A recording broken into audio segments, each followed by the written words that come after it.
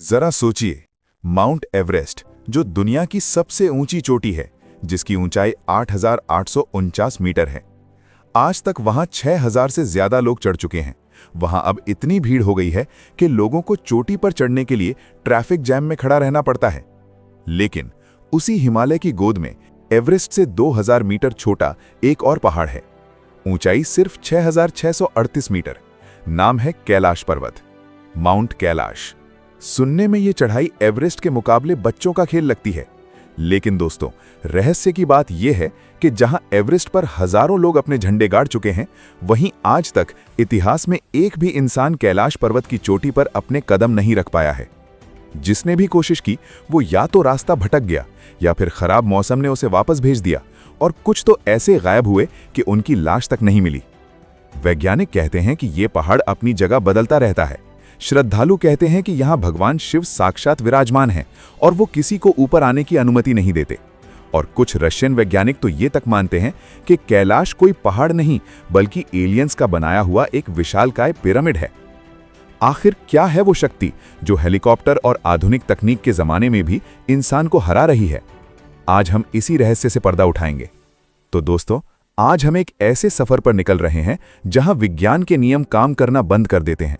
हम जानेंगे समय यात्रा के सबूतों के बारे में और उन दो झीलों के रहस्य के बारे में जो अच्छाई और बुराई का प्रतीक हैं। लेकिन कैलाश के इस पावन और रहस्यमय सफर को शुरू करने से पहले, अगर आप भी मानते हैं कि इस दुनिया में विज्ञान से बढ़कर भी कोई शक्ति है, तो इस वीडियो को दिल से लाइक जरूर करें। और अगर आप पहली बार हमारे चैनल पर आए हैं, तो सब्सक्राइब बटन दबाकर घंटी बजाना ना भूलें, ताकि दुनिया के ऐसे ही अनसुलझे रहस्य आप तक सबसे पहले पहुंचे। तो चलिए चलते हैं धरती के केंद्र यानी एक्सिस मुंडी की ओर। सबसे पहले ये समझते हैं कि आखिर कैलाश पर चढ़ना नामुमकिन क्यों है। माउंट एवरेस्ट तिकोना है, लेकिन कैलाश पर्वत की बनावट बहुत अलग है। ये खड़ी चट्टानों से बना है, बिल्कुल एक सीधी दीवार की तरह। लेकिन बात सिर्फ चढ़ाई की नहीं है, बात है उन अजीबोगरीब घटनाओं की जो चढ़ने वालों के साथ होती हैं। सालों पहले एक ब्रिटिश पर्वतारोही कर्नल आर.सी. विल्सन ने कैलाश पर चढ़ने की कोशिश की थी। उन्होंने बताया कि जब वो पहाड़ के नीचे थे तो मौसम बिल्कुल साफ था, सूरज चमक रहा था और चढ़ाई बहुत आसान लग रही थी। लेकिन जैसे ही उन्होंने चढ़ाई शुरू की, अचानक बिना किसी चेतावनी के बर्फीला तूफान आ गया। रास्ता कोहरे में छिप गया। उन्हें ऐसा लगा जैसे पहाड़ उन्हें चेतावनी दे रहा हो। मजबूरन उन्हें वापस लौटना पड़ा, और हैरानी की बात यह थी कि जैसे ही वो नीचे उतरे, मौसम फिर से एकदम साफ हो गया, जैसे कुछ हुआ ही ना हो। सिर्फ विल्सन नहीं, कई रशियन पर्वतारोहियों ने भी ये दावा किया कि जब वो एक खास ऊंचाई के ऊपर जाते हैं तो उनके दिल की धड़कन अजीब तरीके से बढ़ने लगती है, उन्हें बेचैनी होने लगती है, और उनके दिमाग में बस एक ही आवाज आती है, वापस जाओ, तुम यहां नहीं आ सकते। ऐसा लगता है कि कोई अदृश्य शक्ति एक लक्ष्मण रेखा खींच देती है, जिसे पार करना इंसान के बस की बात नहीं। लेकिन दोस्तों, खराब मौसम और सीधी चढ़ाई तो फिर भी समझ में आती है। कैलाश का सबसे गहरा और डरावना रहस्य कुछ और है, और वो रहस्य है समय का तेज चलना। आमतौर पर हमारे नाखून और बाल बढ़ने में कई हफ्ते लेते हैं। लगभग 2 हफ्ते में हमारे नाखून थोड़े से बढ़ते हैं। लेकिन जो यात्री कैलाश पर्वत की परिक्रमा करने जाते हैं या जो पर्वतारोही उसके करीब गए, उन्होंने एक खौफनाक चीज महसूस की। वहां बिताए गए सिर्फ 12 घंटों में उनके बाल और नाखून इतने बढ़ गए जितने आमतौर पर 2 हफ्तों में बढ़ते हैं। सोचिए, सिर्फ 12 घंटों में 2 हफ्तों की उम्र बढ़ जाना। वहां समय सामान्य रफ्तार से नहीं चलता, वहां समय बहुत तेज भागता है। इस दावे को तब और मजबूती मिली जब साइबेरिया के कुछ पर्वतारोहियों का एक ग्रुप कैलाश की एक वर्जित सीमा के आगे चला गया। स्थानीय लोगों ने उन्हें रोका भी था कि वहां मत जाओ, वहां देवता रहते हैं, लेकिन उन्होंने नहीं सुना। वो उस रेखा के पार चले गए। कुछ देर बाद वो वापस तो आ गए, लेकिन उनके साथ जो हुआ उसने मेडिकल साइंस को हिलाकर रख दिया। वापस आते ही वो सभी लोग बहुत तेजी से बूढ़े होने लगे। कुछ ही महीनों के अंदर उन हट्टे कट्टे पर्वतारोहियों के चेहरे पर झुर्रियां आ गईं, वो कमजोर हो गए, और 1 साल के अंदर उन सभी की बुढ़ापे से मौत हो गई। डॉक्टर समझ ही नहीं पाए कि एक जवान इंसान का शरीर महीनों में 80 साल का कैसे हो गया। क्या कैलाश पर्वत पर सच में कोई टाइम वॉर्प है? क्या वहां समय का कोई अलग आयाम खुलता है? वेदों और पुराणों में भी लिखा है कि जहां शिव रहते हैं, वहां काल यानी समय का कोई अस्तित्व नहीं है। क्या विज्ञान आज उसी बात को देख रहा है जिसे हमारे ऋषि मुनि हजारों साल पहले लिख गए थे? दोस्तों, समय के साथ छेड़छाड़ करने वाला ये पहाड़ सिर्फ अपनी शक्तियों के लिए ही नहीं, बल्कि अपनी बनावट यानी स्ट्रक्चर के लिए भी वैज्ञानिकों के होश उड़ा देता है। जरा एक बार कैलाश पर्वत की फोटो को ध्यान से देखिए। क्या आपको ये एक आम पहाड़ जैसा दिखता है? दुनिया के बाकी पहाड़ बेढंगे होते हैं, उबड़-खाबड़ होते हैं, लेकिन कैलाश बिल्कुल अलग है। इसकी चारों दिशाएं उत्तर, दक्षिण, पूर्व और पश्चिम एकदम सटीक यानी परफेक्टली अलाइंड है, जैसे किसी कंपस से नाप कर बनाई गई हों। साल 1999 में एक रशियन नेत्र रोग विशेषज्ञ और खोजकर्ता डॉक्टर अर्न्स्ट मुल्डाशेव अपनी टीम के साथ कैलाश के रहस्यों को सुलझाने तिब्बत गए। वहां उन्होंने महीनों तक रिसर्च की, नक्शे बनाए और जो निष्कर्ष उन्होंने निकाला उसने पूरी दुनिया को हिला दिया। डॉक्टर मुल्डाशेव ने कहा, कैलाश कोई प्राकृतिक पहाड़ नहीं है, ये प्रकृति ने नहीं बनाया। ये एक विशालकाय पिरामिड है जो खोखला है और इसे किसी बहुत ही एडवांस सभ्यता या एलियंस ने प्राचीन काल में बनाया था। उनका मानना था कि यह दुनिया का सबसे बड़ा पिरामिड है और इजिप्ट के गीजा पिरामिड और मेक्सिको के पिरामिड इससे जुड़े हुए हैं। इतना ही नहीं, कैलाश के चारों तरफ छोटे छोटे पहाड़ हैं जो देखने में ऐसे लगते हैं जैसे वो सीढ़ियां हों या बड़े पिरामिड की सुरक्षा कर रहे हों। मुल्डाशेव ने इसे पत्थर का दर्पण कहा। उनका कहना था कि पर्वत की ये विशेष आकृतियां समय और ऊर्जा को मोड़ने का काम करती हैं। शायद इसीलिए वहां समय तेज चलता है। क्या ये संभव है कि हजारों साल पहले किसी ने इतना बड़ा ढांचा खड़ा कर दिया हो? और अगर हां, तो वो कौन थे और वो इसके अंदर क्या छुपा रहे थे? पर्वत के ठीक नीचे प्रकृति का एक और ऐसा करिश्मा है जो विज्ञान के नियमों को खुली चुनौती देता है। वहां दो झीलें हैं, दोनों एक दूसरे के बिल्कुल पास हैं, सिर्फ एक पतली सी जमीन उन्हें अलग करती है, लेकिन उनका स्वभाव जमीन और आसमान जैसा अलग है। पहली झील है मानसरोवर झील। इसे दुनिया की सबसे पवित्र झील माना जाता है। इसका पानी मीठा है और इतना साफ है कि आप तल में पड़ा पत्थर भी देख सकते हैं। चाहे मौसम कैसा भी हो, मानसरोवर हमेशा शांत रहती है। इसमें आपको एक अजीब सी शांति महसूस होती है। हिंदू मान्यताओं के अनुसार ये झील भगवान ब्रह्मा के मन से उत्पन्न हुई थी। लेकिन इससे कुछ ही दूरी पर दूसरी झील है राक्षस ताल, नाम से ही डरावनी। जहां मानसरोवर का पानी मीठा है, वहीं राक्षस ताल का पानी खारा है। इतना खारा कि इसमें न कोई मछली जिंदा रह सकती है, न कोई पौधा उग सकता है। जहां मानसरोवर शांत है, वहीं राक्षस ताल में हमेशा तेज लहरें उठती रहती हैं। वहां का मौसम हमेशा तूफानी रहता है। स्थानीय लोग इस झील के पानी को छूना तो दूर, इसे देखना भी अशुभ मानते हैं। सबसे चौंकाने वाली बात इनका आकार यानी शेप है। अगर आप सैटेलाइट या ऊपर से देखेंगे तो मानसरोवर गोल है, जो सूर्य यानी रोशनी और पॉजिटिव एनर्जी का प्रतीक है, जबकि राक्षस ताल अर्धचंद्राकार शेप में है, जो अंधेरे और नेगेटिव एनर्जी का प्रतीक है।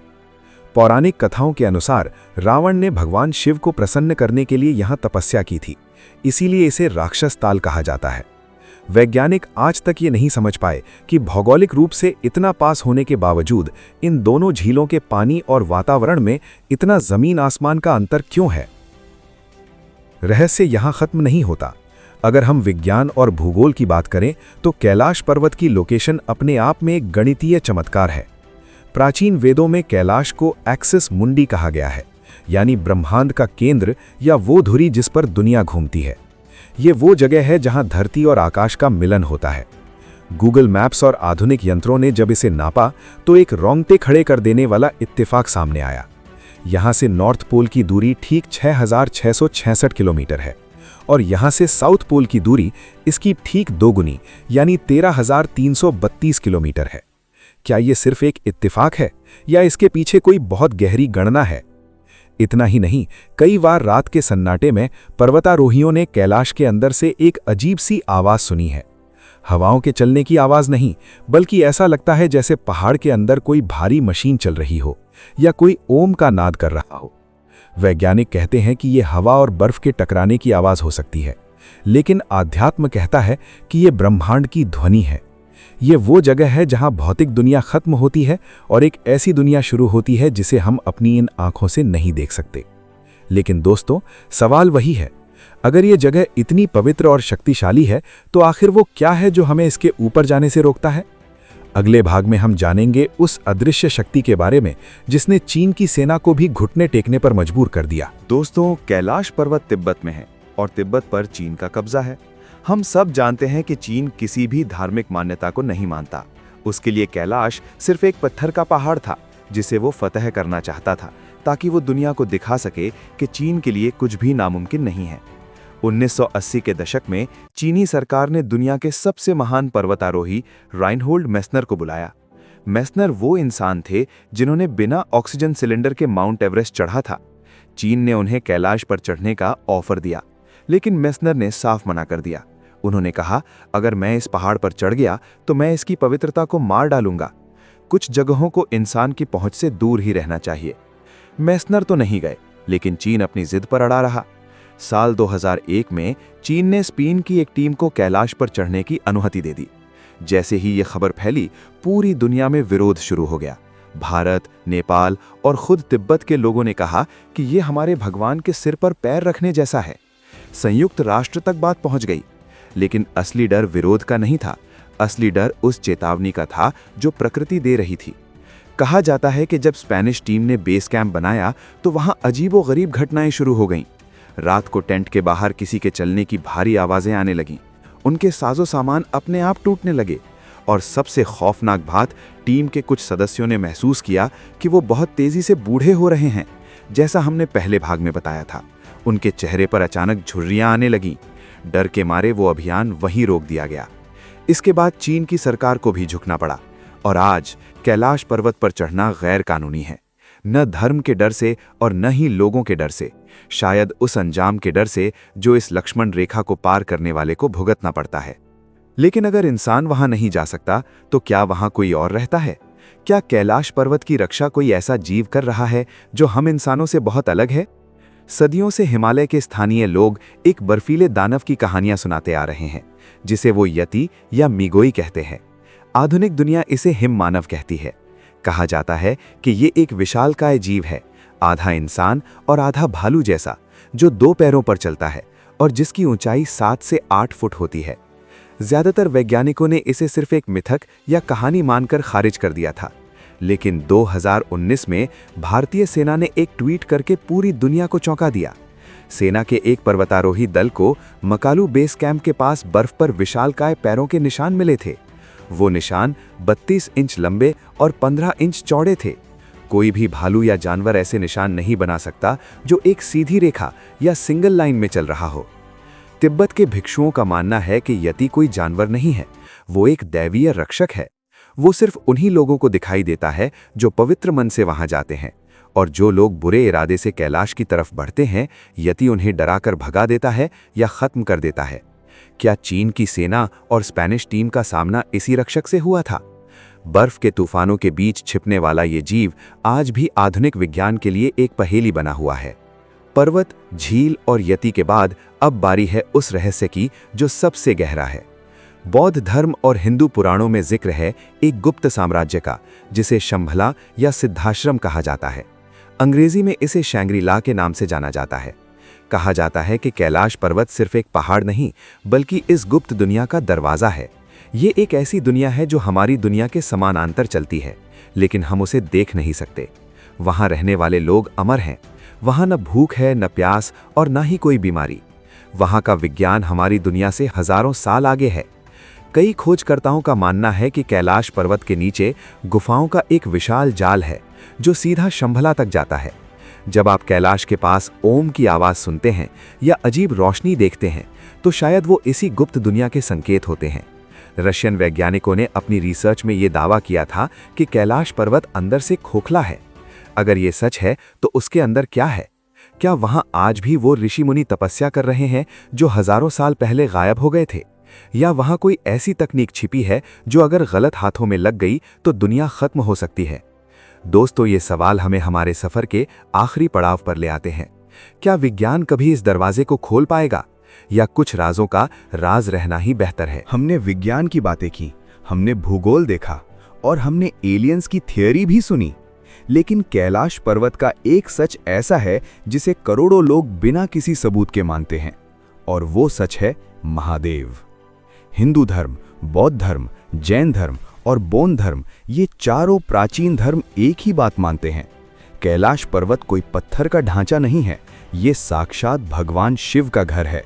ये वो जगह है जहां आदि योगी हमेशा गहरी समाधि में लीन रहते हैं। कहा जाता है कि शिव यहाँ सिर्फ रहते नहीं हैं, बल्कि वो खुद कैलाश हैं। ये पर्वत उनकी ऊर्जा का भौतिक रूप है। पुराण कहते हैं कि कैलाश पर कोई इंसान अपने शरीर के साथ यानी फिजिकली नहीं चढ़ सकता। वहां सिर्फ वही पहुंच सकता है जिसने अपनी आत्मा को पाप और अहंकार से मुक्त कर लिया हो। शायद इसीलिए जब कोई अहंकार लेकर इसे जीतने आता है, जैसे चीन की सेना या पश्चिमी पर्वतारोही, तो पर्वत उन्हें नकार देता है। तूफान आते हैं, रास्ता गायब हो जाता है और इंसान हार मान लेता है। लेकिन एक कहानी ये भी है कि मिलारेपा, एक बौद्ध भिक्षु 11वीं सदी में इस पर्वत की चोटी पर चढ़े थे, लेकिन उन्होंने पैरों से चढ़ाई नहीं की थी। उन्होंने अपनी तपस्या और भक्ति के बल पर वहां तक का सफर तय किया था। वापस आकर उन्होंने दुनिया से कहा था, वहां ऊपर सिर्फ सन्नाटा नहीं है, वहां ऊपर ज्ञान का प्रकाश है। उसे जीतने की कोशिश मत करो, उसे महसूस करो। क्या आज भी महादेव वहां अपनी समाधि में बैठे दुनिया के संतुलन को बनाए हुए हैं? दोस्तों, हम 21वीं सदी में जी रहे हैं।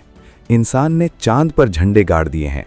हम मंगल ग्रह पर बस्ती बसाने की सोच रहे हैं। हमारे सैटेलाइट्स अंतरिक्ष के कोने कोने में झांक रहे हैं। हमने समुद्र की गहराइयों में जाकर टाइटैनिक को ढूंढ निकाला।